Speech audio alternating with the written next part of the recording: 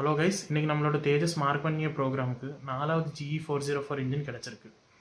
இதை பார்த்து நம்ம சந்தோஷப்படலாமா அப்படின்னு கேட்டிங்கன்னா சந்தோஷப்படலாம். ஏன்னா 4வது இன்ஜின் கிடச்சிருக்கு அப்படின்ட்டு. ஆனால் இன்னும் கொஞ்சம் நாளில் புத்தின் இந்தியாவுக்கு வரப்போகிறாரு.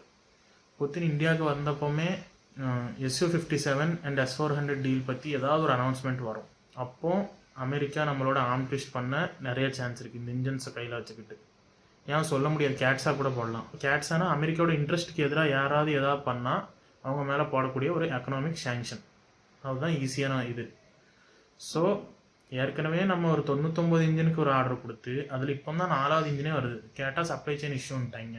அடுத்து எக்ஸ்ட்ராவாக கொஞ்சம் இன்ஜின்ஸ் ஆர்டர் பண்ணலான்ட்டு 2025 அக்டோபரில் பிளான் பண்ணுறாங்க. அது 100க்கு மேலே தான் இருக்கும் அந்த இன்ஜின்ஸும்.